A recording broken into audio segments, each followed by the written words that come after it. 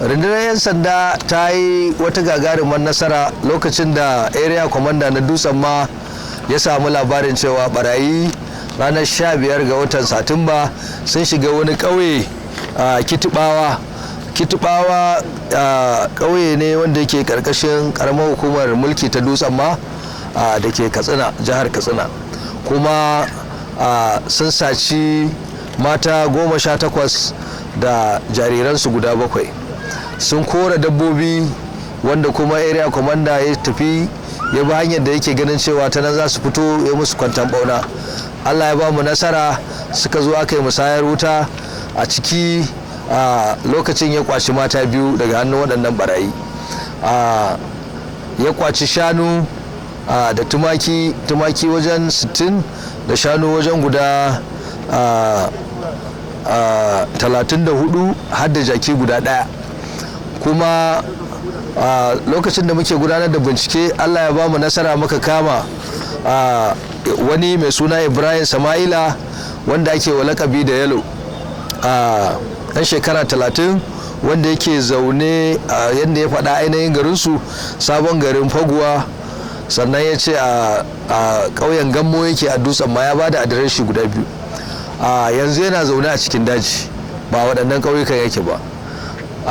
Kwamanda ne kamar a ce DPO kenan, yana ƙarƙashin wani gasar gumin kwamandan barayi wanda ake nema ruwa a jallo, wanda ake cewa Sani Mohindinge. Yaron shi ne kuma kwamandan shi ne. An kama shi, gashi anan yana hannu da wani shi ma wani kwamanda din wanda shi ma yana da yaransa waɗanda suke a bangare a cikin daji.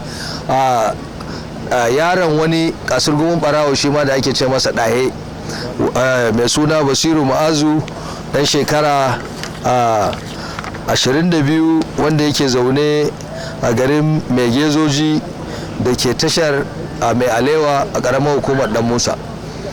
Sun shahara wurin sata da garkuwa da mutane da kaiwa ƙauyuka hari, kuma kamar yadda na faɗa, Yalo yaron Sani Mohindinge ne, kwamanda ne, kuma yana ɗaya daga cikin waɗanda aka je ranar 15 ga watan nan aka saci waɗannan mata 18 a wannan gari na Kitubawa.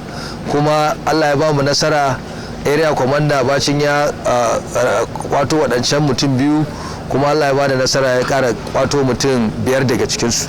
Kuma matan nan ga su za ku ji daga bakinsu, kamar yadda za mu hira da wata daga ciki, cewa barayin nan sun ɗauke su sun kai su wani wuri a cikin daji. A gabansu an yi abubuwa da yawa da rabe-raben kuɗi, don kamar yadda suke faɗa cewa Yalo akwai lokacin da aka zo aka raba kuɗi aka bashi naira 500,000, kuma bincikenmu ya nuna mana wannan kuɗi shi ya taho da su ma saboda waɗancan da aka kama da yawa ya zo ya saya musu abinci a cikin gari, kuma area commander ya kama shi.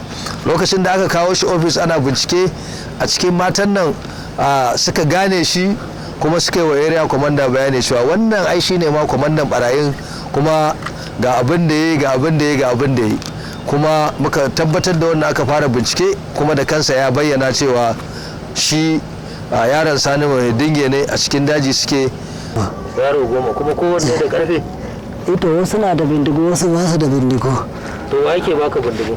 Mohindinge. Sani? Shi ne shugabanka? Yanzu ina Sani yake? Hali yana yankin Gudura, yammacin Gudura, cikin daji. Cikin daji? Akalla yana da yara kamar guda nawa? Gaskiya yaran shi suna da yawa. Sun kai 100? Ba su kai, amma dai ka suna da sun kusa 100. To yanzu irin masu yan uwanka Fulani, yan uwanka waɗanda suke shiga cikin wannan ta'addanci, me za ka ce musu Yalo? Ina kira da su don Allah su bari, wannan ba ta biya ba ce, kaga halin da ta kawo ne. Da na san ba ta kawo ni haka, tuni da na bari, na tsare abin da Allah ya bani. To gashi ta ɓace. Da na nemi halaɗi na komai wahalarta, sai dai da yanzu ta lalace, ba da ta cewa. Doma da lamun gode Sani. Ibrahim. Rana Basira. Basira, shekara ki nawa? Shekara ta 20. Kina da aure? A ina kike da zama? A nan cikin garin Kitubawa. Kitubawa? To, me ya faru? A ranar Laraba sun shiga garinmu da karfe 11, sun yi ta'addaci, sun kwashe dabbobi da kayan shaguna da kuma kudaden mutane, sannan sai shiga gidaje sun kwaso mace 16 sai yaran goyo kwara 7 sun yi ta a misalin karfe 12 na dare sun kora mu sun da mu a cikin daji a daidai cikin dare muna tafiya can gandun sarki area commander ya kai mu dauki to ya kai mu dauki sun ganshi hasken motar ya sai suka ce mu shiru mu daina magana idan muna magana za su halbe mu sai muka shiru muka zai tsaya sai suka kora dabbobin suka koma baya lokacin area commander ya wulga ya wuce sai suka ketara da mu kan titi sai suka wuce da mu suka shiga cikin daji ya ta'addanci da su a nan ya kwaci dabbobin da suka kora daga garinmu da sauran karikitan shago mu kuma lokacin suka wuce da mu sun je za su ketara titin dan Musa shi kuma a lokacin kuma ya yi kwana ya dawo nan ma suka tsaye da mu sai da ya wuce sannan suka ketara da mu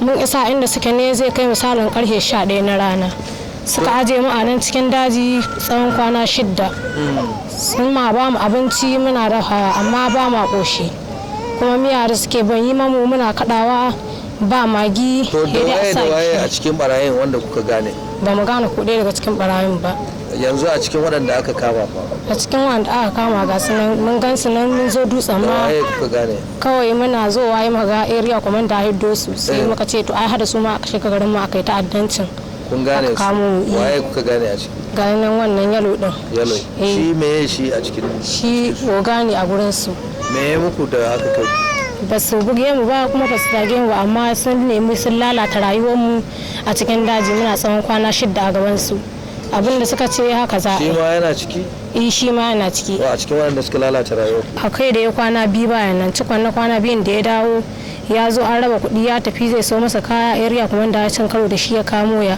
kuɗin da yawa ne sun hashi kuɗin mutum daya ne da za a biyo belin shi dangin sun kawo kuɗi kuɗin fansa danginsa suka kawo ko aka kawo kuɗi sun kawo kuɗi miliyan 5 sun ce sun kawo kuɗin shi za a sake shi har sun kwance shi ma suka maida suka ɗaure ya to amma ba mu sani ba sun kashe shi ba su kashe shi ba a lokacin cikin dare ne suka raba mu da su suka bar su nan mu kuma suka sake mu wurare to sun sake mu wurare kwana 1 wai shekare suka ce tunda an ɗauko mu kwana 6 ba a san inda muke ba mazajen mu sun ki zuwa su belin mu to bari su gaba da mu sai suka sako 4 daga cikin mu suka ce mu tafi area kuma da kwato mu ta gida mai halin da dangin mu suke ciki saboda area commander shi ya zo ya tsaye giginya a gare mu ya ce sai ya kwace mu su kuma ya tsaya masu ga rayuwa ta kura masu a duk lokacin da za su sake dawowa a cikin garin nan za su taho da bindigar da za ta gargaza motar shi su lalata mai rayuwa yan kungiyar da ke garin mu za su karkashe su za su yi ta'addanci wanda ya yi wannan